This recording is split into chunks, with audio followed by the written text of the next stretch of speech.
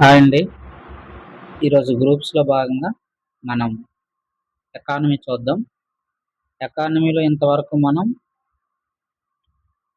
Basic terminology చూసాం.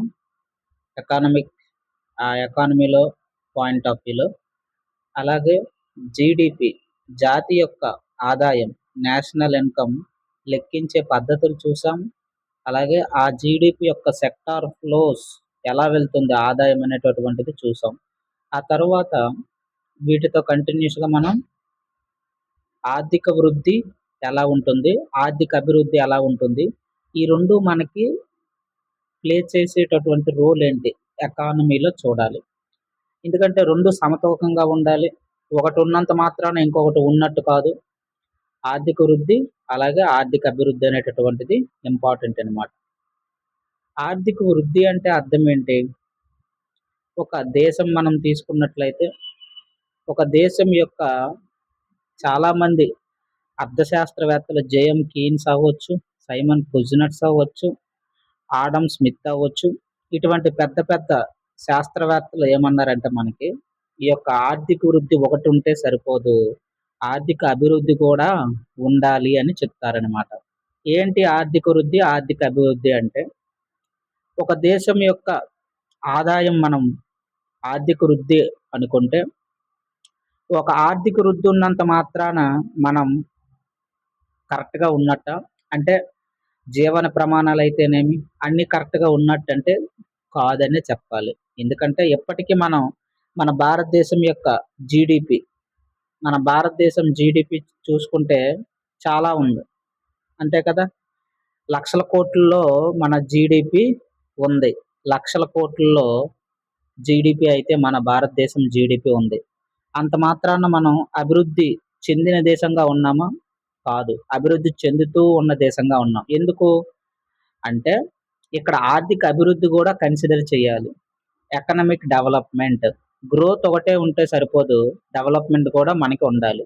ఏంటి development అంటే, ఒక దేశంలో ఉండేటటువంటి ప్రజల యొక్క జీవన ప్రమాణాలు, అలాగే ఆ దేశం యొక్క పే ఆ దేశంలో ఉండేటటువంటి ప్రజలు పేదరికము, అలాగే నిరుద్యోగ సమస్య, అలాగే చదువు, మౌలిక వసతులు ఇవన్నీ కూడా ఉంటే అప్పుడు మనం అభివృద్ధి చెందిందిగా మనం గుర్తించవచ్చనమాట. అందుకనే లక్షల కోట్లు ఉండొచ్చు ఒక దేశం యొక్క జీడీపీ. కానీ ఆర్థిక అసమానతలైతే ఉన్నాయి కదా! అంటే మనం డెవలప్డ్ కంట్రీ కింద చెప్పలేం. అది ఇక్కడ మెయిన్ ఇంపార్టెంట్ అనమాట. దీనంతటికి ఏంటంటే కొన్ని కారణాలు మనకుంటాయి. ఈ యొక్క ఆర్థిక అభివృద్ధిని అడ్డుకోవడానికి భారతదేశం లాంటి దేశంలో కొన్ని కారణాలైతే ఎక్కువగా ఉంటాయి. ఎందుకంటే అధిక జనాభా పెరుగుదల ఎక్కువగా ఉంది. జనాభా పెరుగుదలకు తగ్గట్టుగా జీవన ప్రమాణాలను మనం ఏం చేయాలంటే అభివృద్ధి చేసుకోగలగాలి. అలా చేసుకోకపోతే ఏమవుతుంది? మనం డెవలప్డ్ కిందకు ఉండమనమాట. అలాగే క్యాపిటల్ ఇన్వెస్ట్‌మెంట్ కూడా తక్కువగా ఉంటుంది. అందువల్ల మనం ఎకనామిక్ డెవలప్‌మెంట్ అనేటటువంటిది కొంచెం తక్కువగా ఉండడానికి అవకాశం ఉంటుంది. ఇది మనకి ఇంట్రడక్షన్ కింద చెప్పుకోవచ్చు. అంటే ఒక దేశం యొక్క జీడీపీయే మనకి వృద్ధికి కొలమానం కాదు. కొన్ని ఇంకా అందులోను తీసుకోవలసినవి ఎన్నో ఉన్నాయి. ఆ దేశంలో ఉండే ప్రజల జీవన ప్రమాణాలు, ఆ దేశంలో ఉండే జనాల యొక్క తలసరి ఆదాయం ఎంతుంది, ఆ దేశం యొక్క విద్య, అలాగే మనమే గాని అభివృద్ధి చెందినట్లయితే సస్టైనబుల్ డెవలప్‌మెంట్ గోల్స్ మనం రీచ్ అవ్వాలి కదా! ఇంతవరకు రీచ్ అవ్వలేదు. 17 గోల్స్ ఉన్నాయి. అందులో కనీసం ఏది కూడా రీచ్ అవ్వలేదు. మొదటి గోల్ అయినటువంటి పేదరికం అయితేనేమి, రెండో గోల్ అయినటువంటి ఆకలైతేనేమి, అలా మనకి గోల్స్ 17 గోల్స్ ఉన్నాయి. విద్య, వైద్యం, ఇన్‌ఫ్రాస్ట్రక్చర్, ఇన్వెస్ట్‌మెంట్ ఇలా ఇటువన్నీ గోల్‌లు కూడా మనం సాధించాలి గానీ సాధించలేదు కదా! అలాగే అన్ని ఎన్విరాన్మెంట్ కూడా మనం బ్యాక్‌లోనే ఉన్నాం. ఎన్విరాన్మెంట్ పెర్ఫార్మన్స్ ఇండెక్స్ ఇందులో కూడా వెనకబాటుతనంలోనే ఉన్నాము. చివరి నుంచి, చివరి నుంచి మనం రెండో ర్యాంక్‌లో ఉన్నాము. అలాగే ఇవన్నీ కొలమానాలకి చూసుకోవచ్చు. మన దేశం అనుసరిస్తున్నటువంటి ఈ యొక్క ఆర్థిక వృద్ధిని, ఆర్థిక అభివృద్ధిని బ్యాలెన్స్ చేయడానికి దేశాలు ఏం చేస్తాయంటే విత్త లోటుని ప్రవేశపెడతాయి, కోశ లోటుని, వాటి యొక్క అమలు ఎలా ఉంటుంది, ఏవైనా సిద్ధాంతాలు ఉన్నాయా, ఈ యొక్క ఆర్థిక వృద్ధిని, ఆర్థిక అభివృద్ధిని మెరుగుపరచడానికి భారతదేశం తీసుకున్నటువంటి ఏవైనా సిద్ధాంతాలు ఉన్నాయా? లేదా ప్రపంచవ్యాప్తంగా ఉండేటటువంటి శాస్త్రవేత్తల సిద్ధాంతాలు ఏవైనా ఉన్నాయా? బిగ్ బుష్ సిద్ధాంతం, సంతులిత సిద్ధాంతం, అసంతులిత సిద్ధాంతం, ఇటువంటి సిద్ధాంతాలు మనకి ప్రవేశపెట్టారనమాట. అభివృద్ధి చెందని, అభివృద్ధి చెందుతున్న, అభివృద్ధి చెందిన ఇటువంటి దేశాలు ఎందుకు ఇలా ఏర్పడ్డాయంటే ఆదాయ అసమానతలు, వాటి యొక్క ప్రిన్సిపల్స్ కొన్ని ఉంటాయి. అవి కూడా ఈ యొక్క టాపిక్ లో మనం చూడొచ్చు. ఇది ఒక బ్రీఫ్ ఇంట్రోగా మనం చెప్పుకోవచ్చు. ముందు వెళ్దాం. ఒక అసలు పరిచయం చూద్దాం. ఒక దేశం యొక్క అభివృద్ధి చెందాలంటే మనం దేశం యొక్క జీడిపి పెరగడం మాత్రమే సరిపోదు. ఉదాహరణకు మనమే ఉన్నాం, టాప్ 5లో మనం ఇప్పుడు ఉన్నామన్నమాట దేశం జీడిపిలో. అంత మాత్రాన మన దేశం అభివృద్ధి చెందిందని చెప్పొచ్చా? చెప్పలేం. ఎందుకంటే ఇప్పటికీ ఆదాయ అసమానతలు ఉన్నాయి కాబట్టి. నిరుద్యోగం ఉంది, పేదరికం ఉంది, ఆకలి కేకలు ఉన్నాయి. కాబట్టి పీస్ లేదు, ఉగ్రవాదంకి వెంటాడుతుంది, ఇటువంటివన్నీ ఉన్నాయన్నమాట. వాటితో పాటు ఏంటి, ప్రజల జీవన ప్రమాణాలు తీసుకోవాలి, విద్య, ఆరోగ్యము, ఉపాధి, సమాన అవకాశాలు ఇవి మెరుగుపడాలి. అప్పుడే ఎకనామిక్ డెవలప్మెంట్ కూడా ఉంటుంది, ఎకనామిక్ గ్రోత్తో పాటు. ఇవన్నీ కూడా మనకి సస్టైనబుల్ డెవలప్మెంట్ గోల్స్లో ఇవన్నీ కూడా ఒక సూత్రాలుగా మనం పేర్కొనవచ్చు. అందువల్లే ఈ రెండింటి భావనల మధ్య అర్థం చేసుకోవడం చాలా ముఖ్యమన్నమాట. ఎకనామిక్ గ్రోత్ అయితేనేమి, ఎకనామిక్ డెవలప్మెంట్ అయితేనేమి. ముందు ఇంట్రొడక్షన్ చూద్దాం, ఎగ్జాంపుల్స్ చూద్దాం. మనకి డైరెక్ట్గా కాకుండా ఇండైరెక్ట్గా 1 to 2 మార్క్స్ ఇక్కడ వస్తుంది. తర్వాత సిద్ధాంతాల మీద ఒక 2 to 3 మార్క్స్ వస్తాయి, ఇంపార్టెంట్ కాబట్టి. అసలు ఆర్థిక వృద్ధి అంటే ఎలా మనం చెప్పొచ్చు? ఇంతవరకు మనం ఎకానమీలో నేషనల్ ఇన్కమ్ గురించి, రియల్ నేషనల్ ఇన్కమ్ గురించి చెప్పుకున్నాము. అందుకే బేసిక్స్ ముందు కంప్లీట్ చేసుకున్నాము. అలా అలా డెప్త్లోకి వెళ్తున్నాం అనమాట. ఒక దేశం మనం తీసుకుంటే రియల్ నేషనల్ ఇన్కమ్ లేకపోతే రియల్ జీడిపి మనం చూసుకుంటే కాలక్రమేణా పెరగడాన్ని మనం ఏమంటాం? వృద్ధి అంటాం. అంతే కదా. అలా అలా మనం పెరుగుతుంటే దాన్ని ఏమంటాం? వృద్ధి కింద మనం చూడొచ్చు అనమాట. కిందటి సంవత్సరంతో పోలిస్తే ఈ సంవత్సరం మనం ఇంప్రూవ్మెంట్ అవుతున్నాం అంటే దాని అర్థం ఏంటి? దాని అర్థం మనం ఆర్థిక అభివృద్ధి అనేటటువంటిది కాకుండా ఆర్థిక వృద్ధి అనేటటువంటిది మనం సాధిస్తున్నాం అనమాట. మరి ఈ ఎకనామిక్ గ్రోత్ రేట్ మనకు తెలుసు, ఈ ఫార్ములాస్ అన్నీ కూడా. గ్రోత్ రేట్ అనేటటువంటిది మనకి కరెంట్ ఇయర్ జీడిపిలోంచి previous year GDP by previous year GDP into 100 చేస్తే మనకి ఎకనామిక్ గ్రోత్ రేట్ వస్తుంది. అంటే ఎగ్జాంపుల్ చూసుకుంటే కరెంట్ ఇయర్ జీడిపిలోంచి ప్రీవియస్ ఇయర్ జీడిపి తీసేయాలి. ప్రీవియస్ ఇయర్ జీడిపి తీసేసి బై దేని మీద కడతాం? ఇది ప్రీవియస్ ఇయర్ జీడిపి మీద కడతాం ఇంటూ 100 చేస్తే మనకి అసలైన జీడిపి అనేటటువంటిది వస్తుంది. కరెంట్ ఇయర్ జీడిపి మనకి ఒక 200 లక్షల కోట్లు అనుకుంటే మైనస్ 100 లక్షల కోట్లు ప్రీవియస్ ఇయర్ది. 100 కాదు, ఒక 180 లక్షల కోట్లు ప్రీవియస్ ఇయర్ అనుకుంటే డిఫరెన్స్ 20 బై మనకి ప్రీవియస్ ఇయర్ అంత ఉంది 180. దేని మీద కట్టాలి? ఇదంతా 180 మీద కట్టాలన్నమాట. ఇలా చేస్తే మనకి అసలైన ఫ్లో గ్రోత్ రేట్ అనేటటువంటిది వస్తుంది. ఎంత అభివృద్ధి చెందాము అనే 10%, 20% అని తెలుస్తుంది అనమాట. ఆర్థిక వృద్ధి అంటే మనం చెప్పుకున్నాం రియల్ జీడిపి స్థిర ధరల వద్ద కాలిక్యులేట్ చేసేదే మనకి జీడిపి కింద చెప్పుకుంటాం. మరి ఈ యొక్క ఆర్థిక వృద్ధి లక్షణాలు ఎలా ఉంటాయి? మనకి ఉత్పత్తి పెరుగుతుంది. డెవలప్డ్ కాకుండా మనకి డెవలపింగ్ కంట్రీ తీసుకుంటే ఉత్పత్తి అనేటటువంటిది పెరుగుతుంది. డెవలప్డ్ కంట్రీ ఏంటంటే సాచురేషన్ పొజిషన్లోకి వెళ్ళిపోయింది, ఇంకా అక్కడ పెరగడానికి ఏం లేదు, అదే హైయెస్ట్ పీక్ పాయింట్ టచ్ చేసింది. ఇక అభివృద్ధి చెందనవి, చెందుతున్నవి ఈ రెండింటికే ఇంపార్టెంట్. అయితే మనం మన దేశాన్ని ఎగ్జాంపుల్గా తీసుకోవచ్చు ఆర్థిక వృద్ధికి, ఎకనామిక్ గ్రోత్కి. ఎందుకంటే ఉత్పత్తి పెరుగుతుంది మన భారతదేశంలో, అలాగే పెట్టుబడులు వస్తున్నాయి, మూలధనం కూడా పెరుగుతుంది, క్యాపిటల్ ఇన్వెస్ట్మెంట్ పెరుగుతుంది, పరిశ్రమలు విస్తారంగా వస్తున్నాయి. ఇది క్వాంటిటేటివ్ ఇది క్వాంటిటేటివ్ మార్పు అనమాట, పరిమాణాత్మకమైనది. ఇది గుణాత్మకమైనది కాదు. గుణాత్మకమైనది కాదు అంటే క్వాలిటేటివ్ కాదు. క్వాలిటేటివ్ కాదు. క్వాలిటేటివ్ కూడా చూసుకుంటే అప్పుడు మనం అభివృద్ధి చెందినట్టే అనమాట. ఇవన్నీ ఆర్థిక వృద్ధికి సంబంధించినటువంటి లక్షణాలు. ఒక దేశంలో ఇవన్నీ కనిపిస్తున్నాయంటే దాని అర్థం ఏంటంటే ఆర్థిక వృద్ధి ఉందని అర్థం. అంతేగాని ఆర్థిక అభివృద్ధి అయితే లేదు అని అర్థం. ఎందుకంటే ఇవన్నీ పరిమాణాత్మకమైనవి లేదా క్వాంటిటేటివ్. ఇవి గుణాత్మకమైనవి కాదు. అలాగే ఇవి క్వాలిటేటివ్ కాదు దాని అర్థం. అందుకే ఇవి కూడా తీసుకుంటే ఇవి అంటే ఏమొస్తాయి ఇందులో? క్వాలిటేటివ్ అంటే క్వాలిటీ ఉంది. ఎడ్యుకేషన్‌లో క్వాలిటీ ఉండాలి. పేదరికం తగ్గించగలగాలి. ఎడ్యుకేషన్ పెంచగలగాలి. జీవన ప్రమాణాలు పెంచాలి. ఆదాయ అసమానతలు తగ్గించాలి. అభివృద్ధి అనేటటువంటిది అప్పుడు మనకి వస్తుంది అని చెప్పుకోవచ్చు, సింపుల్‌గా అర్థం అవ్వాలంటే. మరి ఈ యొక్క ఆర్థిక వృద్ధికి ఎక్కడ మూలాలున్నాయి? ఎక్కడున్నాయి? మనకు తెలుసు, ప్రీవియస్ 4, 5 క్లాసుల నుంచి చెప్పుకుంటున్నాం. సహజ వనరులైనటువంటి భూమి, నీరు, ఖనిజాలు ఇవి ఉంటే ఆటోమేటిక్‌గా వృద్ధి అనేటటువంటిది అలా అలా వెళ్తుందనమాట.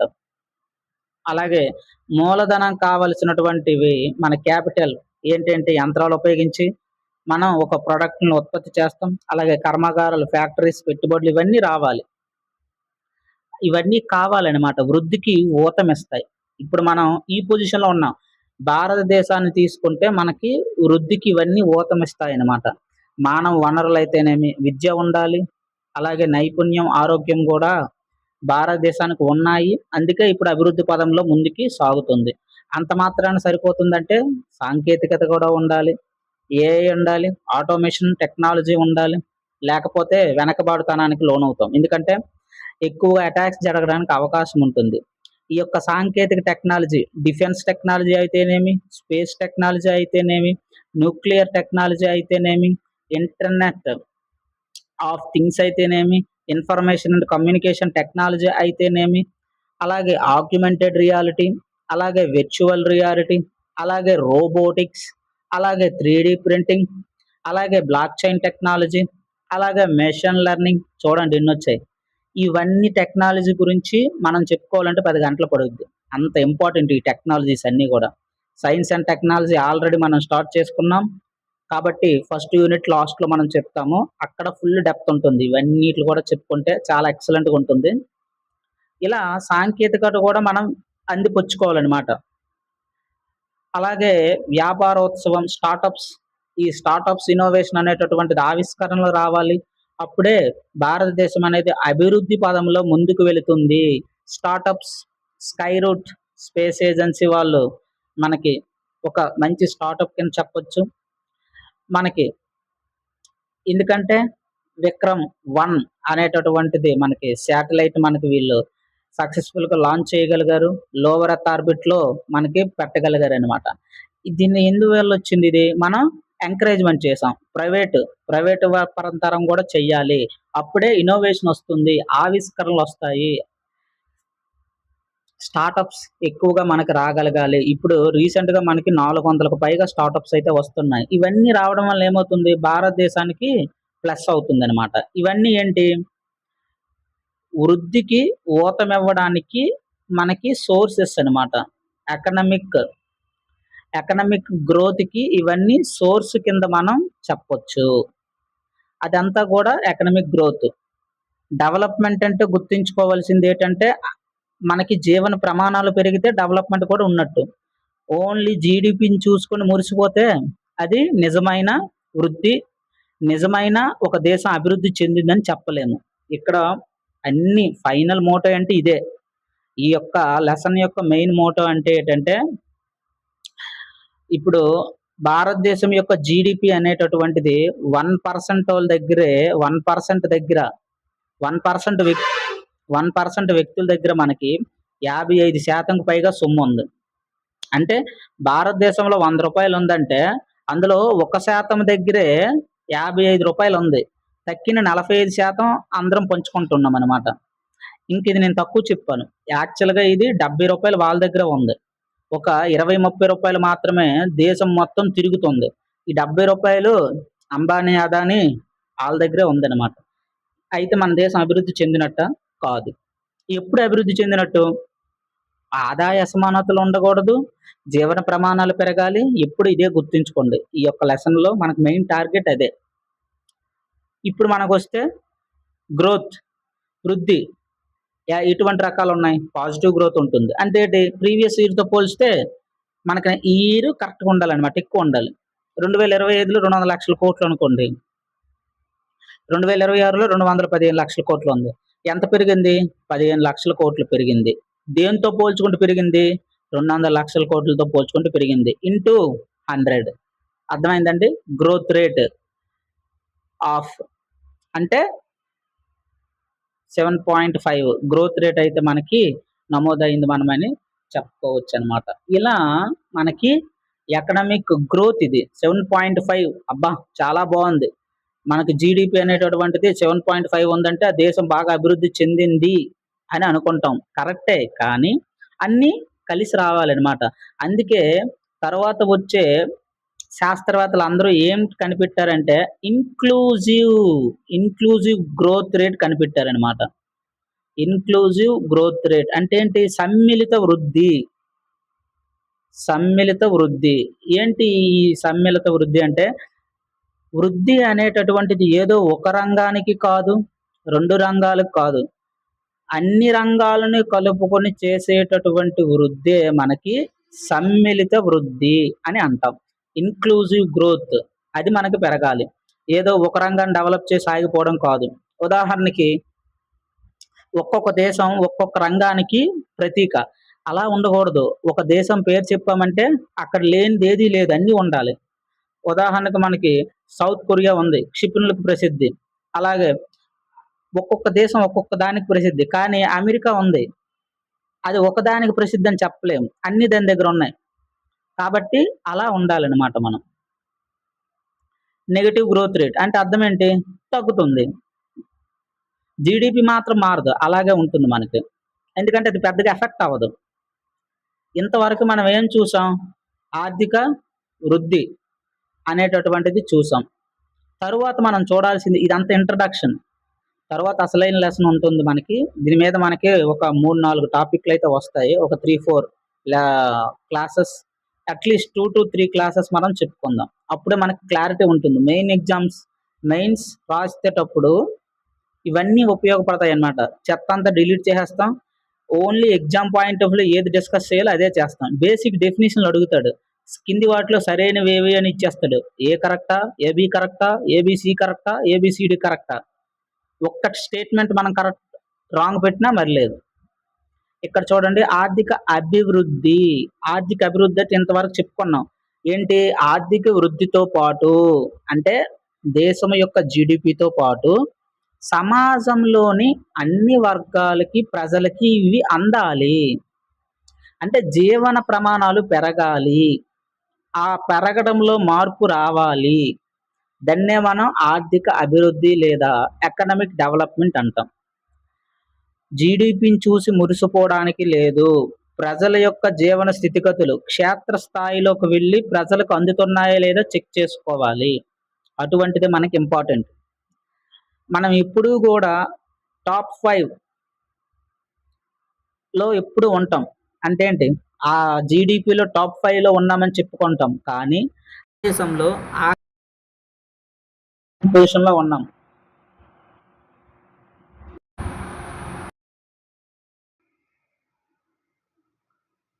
ఆకలిలో మనం నంబర్ 1 పొజిషన్‌లో ఉన్నాం. అంటే దీన్ని బట్టి మనకేం అర్థమవుతుంది? జీడీపీని చూసుకొని మురిసిపోవడానికి వీల్లేదు. అన్ని రంగాలు గూడా అభివృద్ధి చెందాలి. అది మన యొక్క మెయిన్ టార్గెట్ అనేటటువంటిది అవ్వాలనమాట. ఎప్పుడైనా అది మన మెయిన్ టార్గెట్ అవ్వాలి. అది మనం ఎప్పుడూ గుర్తుంచుకోవాలి. అంటే ఆర్థిక వృద్ధి కాదు, ఆర్థిక అభివృద్ధి. ఆర్థిక వృద్ధితో పాటు ఆర్థిక అభివృద్ధి గూడా ఉంటే దాన్ని మనం ఒక డెవలప్డ్ కంట్రీగా చూడవచ్చని చెప్పుకోవచ్చు. అయితే డెఫినిషన్ మనకు అర్థమైంది. ఇప్పుడు ఆర్థిక వృద్ధి లక్ష్యాలు చూసాం. అంటే ఇది ఎప్పుడూ కూడా ఆర్థిక వృద్ధి దేనికి సంబంధించింది? డబ్బు గురించి మాత్రమే. మరి ఆర్థిక అభివృద్ధి అనేటటువంటిది డబ్బుతో పాటు ఇంకా మనకు చాలా ఉండాలి. పేదరికం తగ్గాలి, నిరుద్యోగం తగ్గాలి. భారతదేశంలో మనం టాప్‌లో ఉన్నామనమాట. పేదరికంలో మనం టాప్‌లో ఉన్నాం. నిరుద్యోగం గూడా అలాగే ఉంది. అలాగే మనకి విద్య పెరగాలి. ఇవన్నీ పెరగాలంటే ఏంటి? బడ్జెట్‌లో, బడ్జెట్‌లో కేటాయింపులనేటటువంటివి పెరగాలి. అప్పుడే ఇవన్నీ మనం రీచ్ అవ్వగలం. బడ్జెట్‌లో కేటాయింపులు చూసుకుంటే 1% లేదా 0.5% ఉంటున్నాయన్నమాట. 100 రూపాయలు మనం బడ్జెట్ పెడుతుంటే అందులో రూ. 1 మాత్రమే విద్య మీద పెట్టాం. నిరుద్యోగం మీద అయితే 0.5, ఆరోగ్యం మీద ఇవన్నీ అందులోకే వస్తాయి. రూ. 100లోనే రూపాయి పెడితే మనం అభివృద్ధి అనేటటువంటిది ఆర్థిక అభివృద్ధి అనేటటువంటిది జరుగుతుందా? అవ్వదు. ఈ యొక్క బడ్జెట్‌లో కేటాయింపులనేటటువంటివి పెరగాలి. రక్షణ రంగం ఉంది. రక్షణ రంగం గూడా మనం 1.6 పెడుతున్నాం. రూ. 100లో 1.6 పెడుతుంటే మనం ఎక్కడ అభివృద్ధి అవుతుంది? అవ్వదు. కాబట్టి ఇంప్రూవ్‌మెంట్ అనేటటువంటిది ఉండాలంటే ఇది అట్‌లీస్ట్ స్థాయి సంఘాలు పార్లమెంట్ స్థాయి సంఘాలనేటటువంటివి చెప్పాయి. ఏంటని అట్‌లీస్ట్ మనం ఇప్పటి నుంచి దాదాపుగా 3-5% మనం కేటాయింపులు చేస్తూ ఉండాలి. అప్పుడే మనం 2047 కల్లా మనం ఆత్మనిర్భర్ భారత్ లేదా వికసిత్ భారత్ సెల్ఫ్ రెసిలియన్స్ అనేటటువంటిది చేరుకోగలమని స్థాయి సంఘాలు చెప్తున్నాయి. అలాగే సమాన అవకాశాలు రావాలి. ఎక్కడుంది? అంటే ఇది మన ఔటర్ టాపిక్‌కి వెళ్ళిపోతాం. ఇవన్నీ డిస్కషన్ చేస్తే. అందుకే అవి మనం చెప్పట్లేదు. అలాగే పర్యావరణ పరిరక్షణ జరగాలి. ఇది ఇంపార్టెంట్. ఎందుకంటే ఈ పర్యావరణ పరిరక్షణ అనేటటువంటిది సైన్స్ అండ్ టెక్నాలజీలో ఉంది. థర్డ్ యూనిట్ ఇప్పుడు మనకు రన్ అవుతుంది. కాబట్టి థర్డ్ యూనిట్ వాచ్ చేస్తూ ఉండండి. ఆటోమేటిక్‌గా ఇది కూడా కవర్ అయిపోతుంది. పర్యావరణ పరిరక్షణ జరగాలి. మనకి 33% అనేటటువంటిది అడవుల శాతం ఉండాలి. భూభాగం అనేటటువంటిది మిగిలిందుండాలి. 100లో 33% అడవులనేటటువంటివి ఉండాలి. అలా ఇప్పుడు జరగట్లేదు. అలాగే మరి ఆర్థిక అభివృద్ధికి సంబంధించినటువంటి అంశాలేమైనా ఉన్నాయా? అంటే మనకున్నాయి. ఏంటి? Human development. కొన్ని వృద్ధి కొలతలైతే ఉన్నాయి. అవి కూడా తర్వాత వచ్చేటటువంటి సెషన్స్‌లో చెప్పుకుందాం. ప్రస్తుతం ఈ బేసిక్స్ మీద 1-2 మార్క్స్ అయితే వస్తాయి. కానీ ఇప్పుడైతే గుర్తుంటుంది. ఎగ్జామ్ పాయింట్ ఆఫ్ వ్యూలో చూసుకుంటే బర్డెన్. ఎందుకంటే చాలా సబ్జెక్టులు చదువుకుంటూ ఎళ్తాం. పేరుకే 4 సబ్జెక్టులు గానీ అందులో 10 సబ్జెక్టులు దాటి ఉన్నాయి. కాబట్టి అక్కడ మనం చేయాలంటే కాన్సెప్ట్ ఓరియెంటెడ్‌గా నేర్చుకొని వెళ్ళాలి.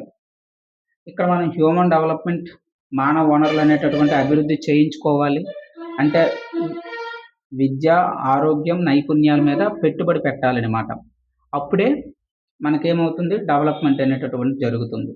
అలాగే సోషల్ డెవలప్‌మెంట్ అంటే లింగ సమానత్వం ఉండాలి. సస్టైనబుల్ డెవలప్‌మెంట్ గోల్స్‌లో ఇది కూడా ఒక భాగమే.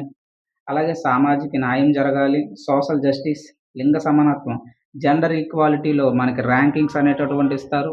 అవి ప్రిలిమ్స్ పాయింట్ ఆఫ్ వ్యూలో ఇంపార్టెంట్. అవన్నీ కూడా మనం కరెంట్ అఫైర్స్‌లో డిస్కషన్ చేస్తున్నాం. మరి మౌలిక వసతులు ఉండాలి. ఇవన్నీ దేనికి సంబంధించినవి? ఆర్థిక అభివృద్ధికి సంబంధించినవి. కింది వాటిలో ఆర్థిక అభివృద్ధికి సంబంధించి కానిదేది అని అడుగుతాడు.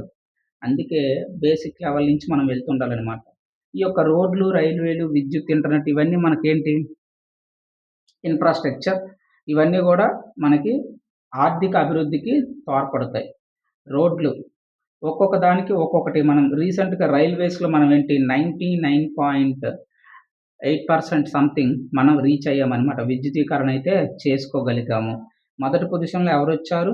స్విట్జర్లాండ్ వచ్చింది. థర్డ్ పొజిషన్‌లో ఎవరున్నారు? చైనా ఉంది. 82% విద్యుదీకరణ వాళ్ళు చేశారు. Number 1 position Switzerland. Number 2 position India. Current affairs. అలాగే ఇంటర్నెట్ సౌకర్యం ఇంపార్టెంట్. రీసెంట్‌గా మనం స్పేస్ టెక్నాలజీలో భాగంగా మనం కొన్ని శాటిలైట్‌లు అయితే లాంచ్ చేస్తున్నాం. ఆ యొక్క శాటిలైట్స్ సంబంధించినటువంటివి ఇంటర్నెట్ సదుపాయాలు యొక్క విభాగంలో మనం ప్రవేశపెడతాం. అంటే లోవర్ ఎర్త్ ఆర్బిటా, ఎంఈఓ, హెచ్ఈఓ లేకపోతే జియో సింక్రోనస్ ఆర్బిటా అనేటటువంటి చూసుకోవాలి. టెలికమ్యూనికేషన్ సంబంధించినటువంటి ఏవైనా అవన్నీ కూడా మనం బ్రాడ్బ్యాండ్, టెలికమ్యూనికేషన్ ఇటువంటివి మనం హై లెవెల్‌లో పెడతామనమాట. అదే ఎల్ఈఓ లోవర్ ఎర్త్ ఆర్బిట్‌లో ఏం పెడతాం? ఇంటర్నెట్ సేవలు, తక్కువ లేటెన్సీ మనకిక్కడ ఉంటుందనమాట. అంటే డేటా అనేది బేగా వచ్చేస్తది. ఆలస్యం అవ్వదనమాట. అందుకే ఎల్ఈవీలో అవి పెడతాం. రీసెంట్‌గా ఏంటి స్పేస్ ఎక్స్ సంబంధించిన వాళ్ళు స్టార్‌లింక్ ప్రాజెక్ట్ స్టార్ట్ చేశారు. దాదాపు ఏంటంటే భూమి మొత్తం మనకి లోవర్ ఎర్త్ ఇది భూమి అనుకుంటే లోవర్ ఎర్త్ ఆర్బిట్ ఇది ఎల్ఈఓ అనుకుంటే ఇక్కడ 46,000 శాటిలైట్‌లయితే పెడతాడు.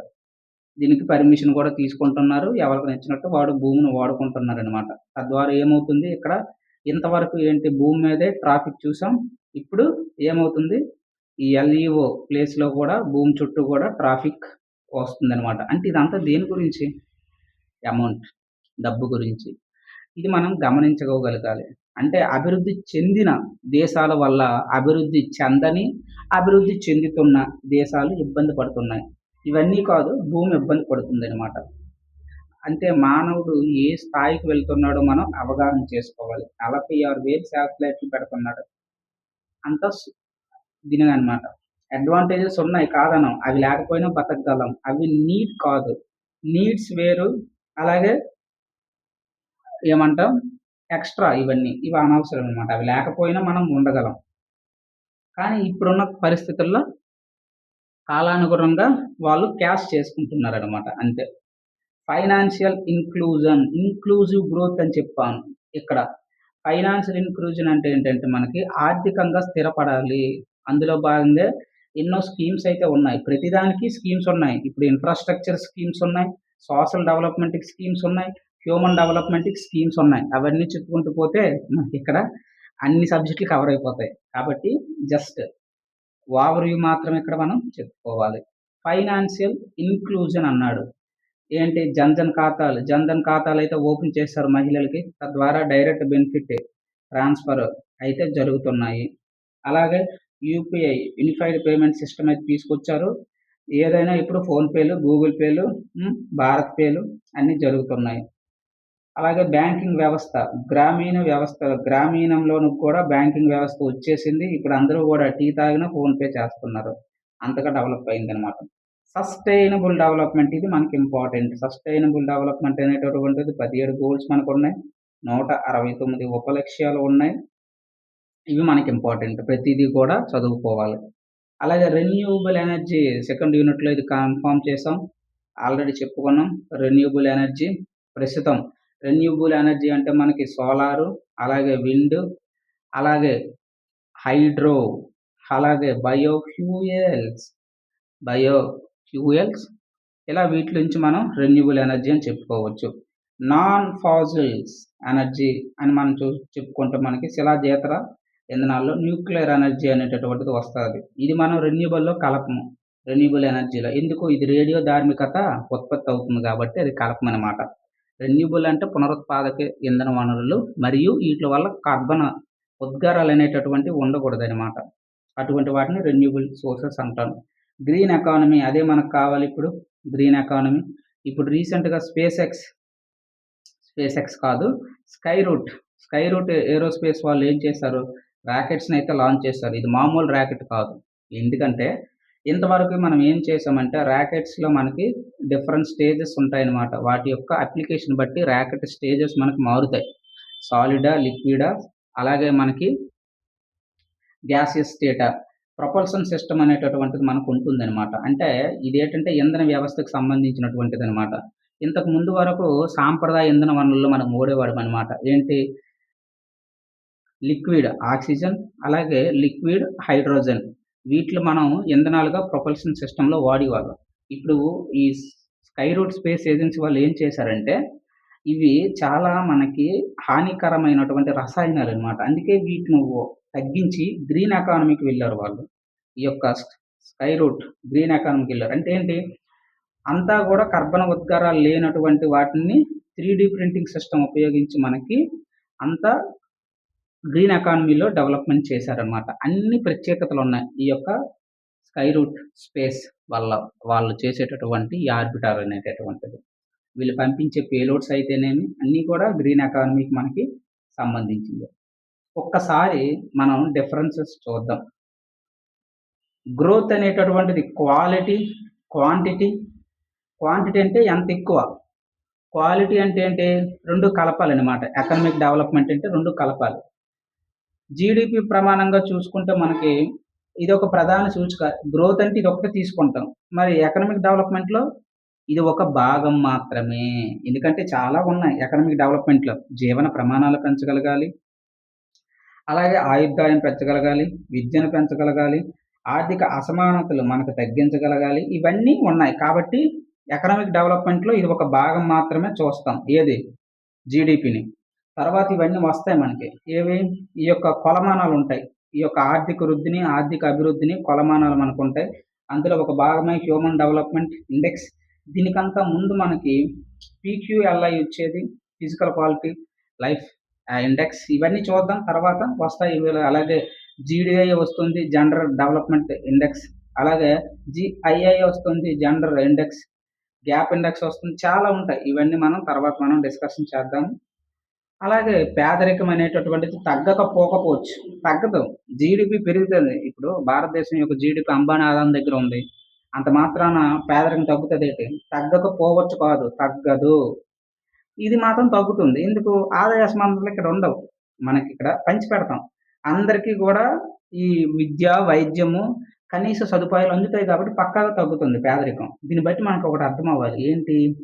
ఎకనామిక్ డెవలప్‌మెంట్ మీద గాని మనం ఫోకస్ చేస్తే ఆటోమేటిక్‌గా ఇవన్నీ తగ్గిపోతాయి. తగ్గిపోతాయంటే అర్థం ఏంటంటే పేదరికం కంట్రోల్‌లోకొస్తుంది, ఆరోగ్యం కంట్రోల్‌లోకొస్తుంది, విద్య అందరికి అందుతుంది, సమానత్వం అందరికీ అందుతుంది. పర్యావరణం కూడా రక్షించుకోవచ్చు. ఎందుకు? ఇప్పుడు తయారు చేసే వస్తువులు ఏవైనా అవ్వని గ్రీన్ ఎకానమీ అన్నును. అలా తయారు చేస్తాం కాబట్టి. తద్వారా మనం ఏంటి చూడొచ్చు? ఈ యొక్క గ్రోత్ జీ versus development. Economic growth, economic development. ఇది మనం ఒక కీ పాయింట్‌గా చూడొచ్చనమాట. ఆరోగ్యం చూడొచ్చు. ఆరోగ్యం సంబంధం తక్కువ కాదు, అసలు ఉండదు ఇందులో. ఇది ముఖ్యమైన అంశం. ఆరోగ్యం ఇంపార్టెంట్. విద్య చూసుకుంటే అవసరం లేదు. అంతే, ఇక్కడ ఓన్లీ డబ్బే ఇంపార్టెంట్ అనమాట. ఇక్కడ ప్రధాన అంశం విద్యయే. సమానత్వం అనేటటువంటిది ఇక్కడ ఉండదు, ఇక్కడ ఉంటుంది. పర్యావరణం అసలు పట్టించుకోము, డబ్బే ప్రధానం. పెట్టుబడిదారు ఆర్థిక వ్యవస్థలో వాళ్ళు అలాగే చేస్తారు.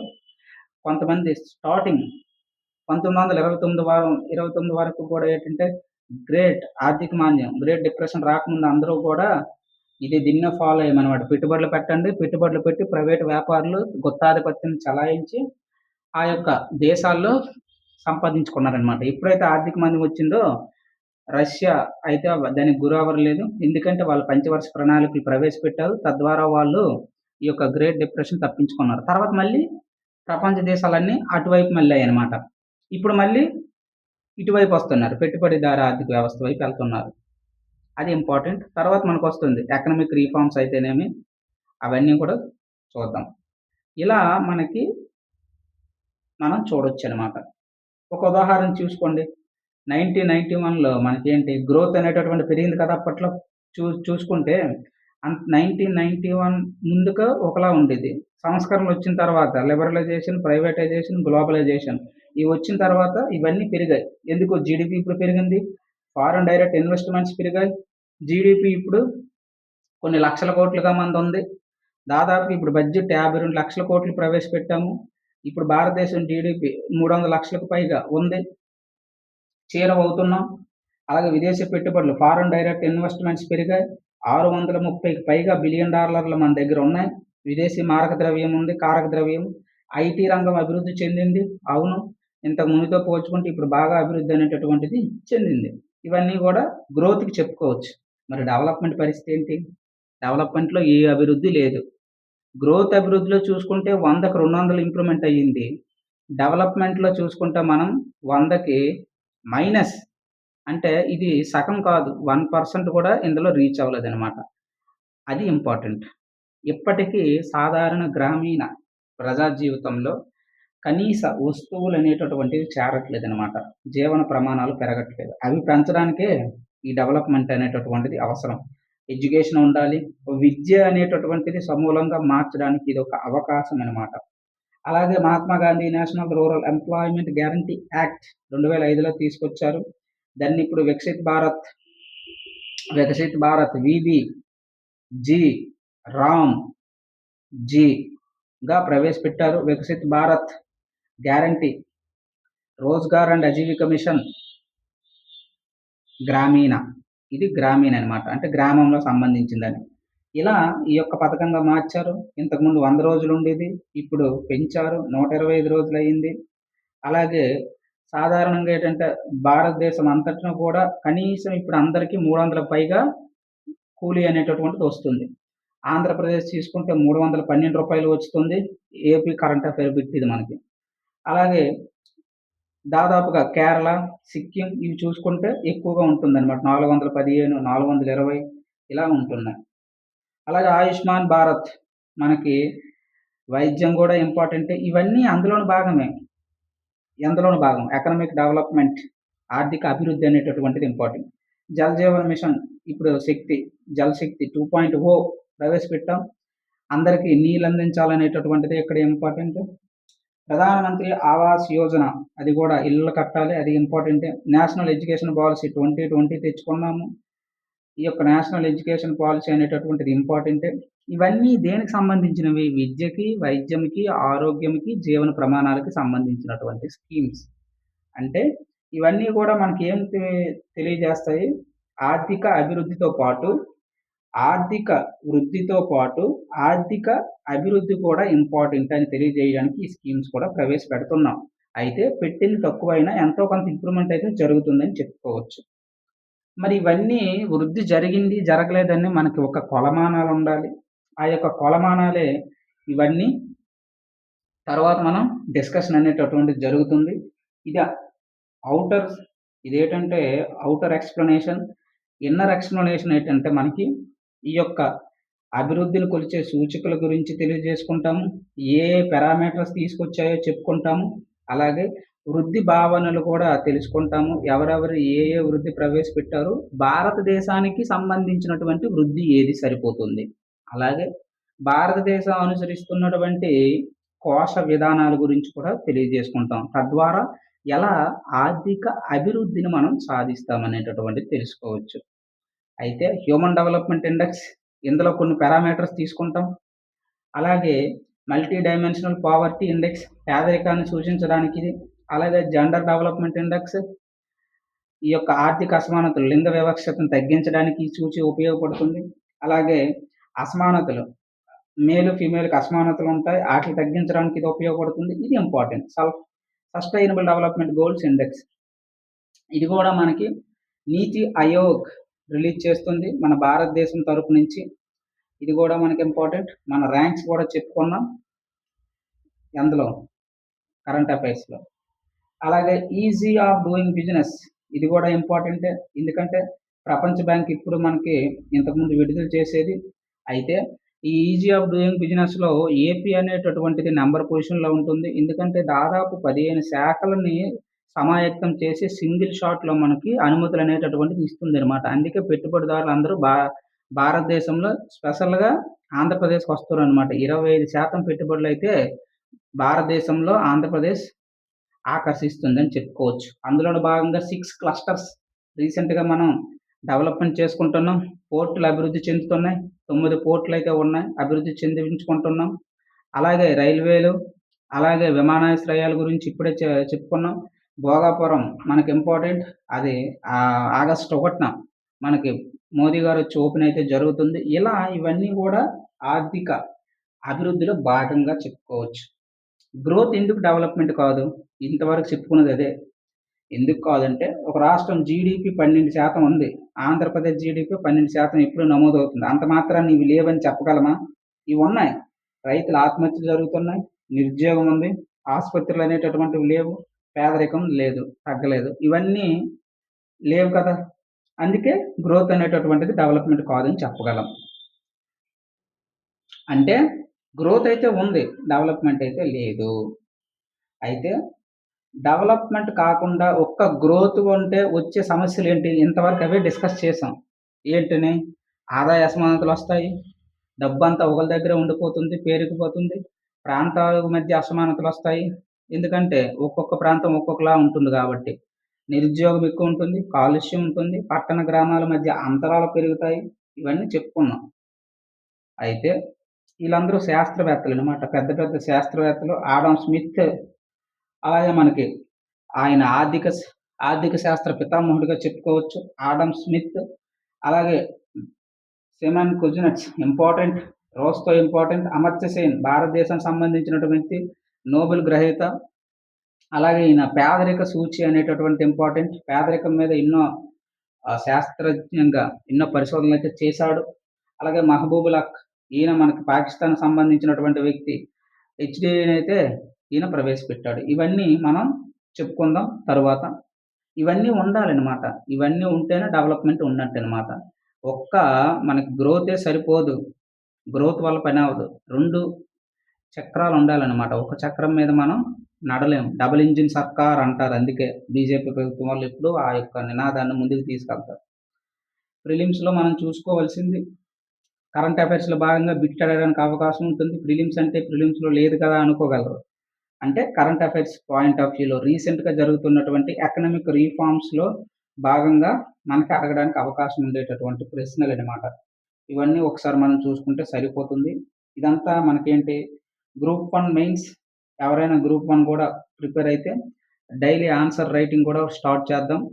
ఒకవేళ టైం ఫ్లెక్సిబిలిటీ బట్టి ఎలా రాస్తే సరిపోతుంది, బాడీ ఎలా రాసుకోవాలి, క్లోజింగ్ ఎలా ఇవ్వాలి, ఇంట్రడక్షన్ ఎలా స్టార్ట్ చేయాలి, ఫ్లో చార్ట్‌లో ఎలా ప్రెజెంటేషన్ చేయాలి, ఇటువంటివన్నీ డిస్కషన్ జరుగుతుంది. ప్రస్తుతం మనం గ్రూప్ 2 మీద ఫోకస్ చేస్తున్నాం. ఇలా మనకేం చెప్పుకోవచ్చు, వృద్ధి, అభివృద్ధి అనేటటువంటిది డిస్కషన్ చేసుకోవచ్చు. నెక్స్ట్ సెషన్‌లో మనం ఏంటంటే వృద్ధి భావనలు చూస్తాము. అలాగే ఈ యొక్క వృద్ధి భావనలు ఎవరెవరు ప్రవేశపెట్టారు, మన భారతదేశానికి ఎలా సంబంధించింది, కోశ విధానం మన భారతదేశం ఎలా అమలు చేస్తుంది, దానితో పాటు భారతదేశంలో ఉండేటటువంటి అవలంబించినటువంటి కోశ విధానాలు చూడాలి. దాంతో ఈ యొక్క కాన్సెప్ట్ ముగుస్తుందనమాట. ఎకనామిక్ డెవలప్‌మెంట్ అనేటటువంటిది ఇంపార్టెంట్. అది మన లక్ష్యం. ఛానెల్‌ని అయితే సబ్స్క్రైబ్ చేసుకోండి. మీ నుంచి ఆశిస్తున్నది ఇదొక్కటే. సబ్స్క్రైబ్ చేసుకోండి. సబ్స్క్రైబ్ చేసుకొని వాచ్ చేసుకోండి with free of content. Thank you. Subscribe చేసుకున్న వాళ్ళకి ధన్యవాదాలు. థ్యాంక్ యూ అండి.